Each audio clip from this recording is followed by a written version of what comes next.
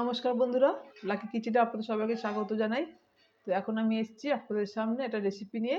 রেসিপিটা হয়েছে আমি বাঁধাকপির ঝুরি বানাবো। তো বাঁধাকপির ঝুরি বানাতে আমি একটা গোটা বাঁধাকপি কেটে এইভাবে কেটেছি। কেটে আমি নুন মাখিয়ে জল ঝরিয়ে রেখেছি। তো এবার আমি বানাবো, আপনারা দেখুন। তো কড়াইতে আমি সরষের তেল দিয়েছি, তেল গরমও হয়ে গেছে।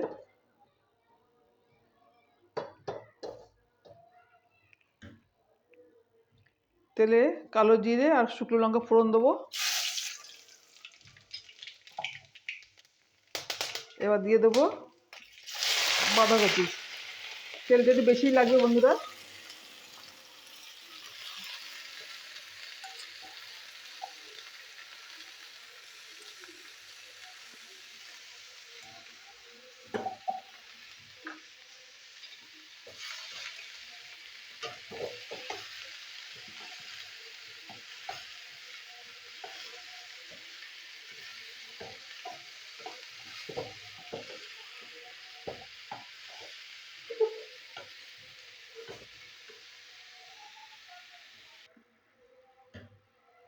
বন্ধুরা এবার দিয়ে দেবো একটু নুন, স্বাদ অনুসারে নুন দিচ্ছি। দিয়ে দেবো কাঁচা লঙ্কা,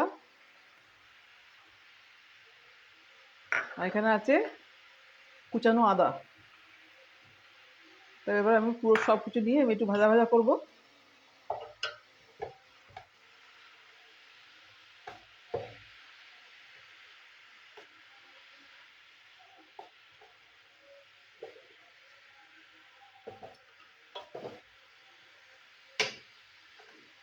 ভাজা ভাজা হোক।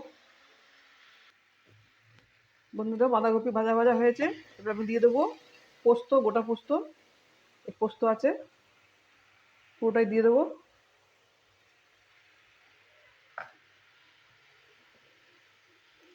আর একটু ভাজা ভাজা করে নেবো। বন্ধুরা আপনারা বানিয়ে খেয়ে দেখবেন। বাঁধাকপি এভাবে বানালে ভালো লাগবে খেতে। ভাত রুটি সবার সাথেই ভালো লাগবে। এখনো কিছুক্ষণ হবে, ভাজা ভাজা হবে। তারপর আমি ধনে পাতা ছড়িয়ে নামিয়ে নেবো। বন্ধুরা দিয়ে দেবো সামান্য চিনি।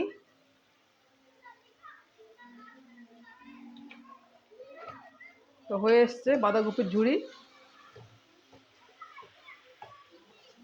খেতে অনেক সুন্দর হয়েছে বন্ধুরা, আপনারা বানিয়ে খেয়ে দেখবেন।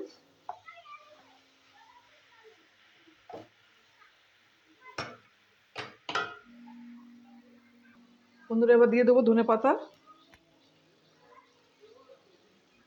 তো হয়ে গেছে বাঁধাকপির রেসিপি। আমি দেখালাম একটা নতুন ধরনের, একটা দেখালাম। তো আপনারা দেখলেন, ভালো লাগলে অবশ্যই লাইক শেয়ার কমেন্ট করবেন বন্ধুরা। আর আপনারা এভাবে বানিয়ে খেয়ে দেখবেন, ভালো লাগবে।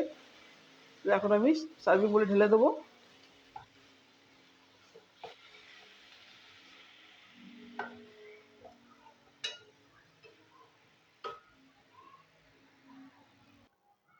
বন্ধুরা হয়ে গেছে বাঁধাকপির ঝুড়ি, আমি পোস্ত দিয়ে বানালাম। তো আপনারা দেখলেন, ভালো লাগলে অবশ্যই লাইক শেয়ার কমেন্ট করবেন বন্ধুরা। আর আমি অনেক কম মশলাতে বানিয়েছি।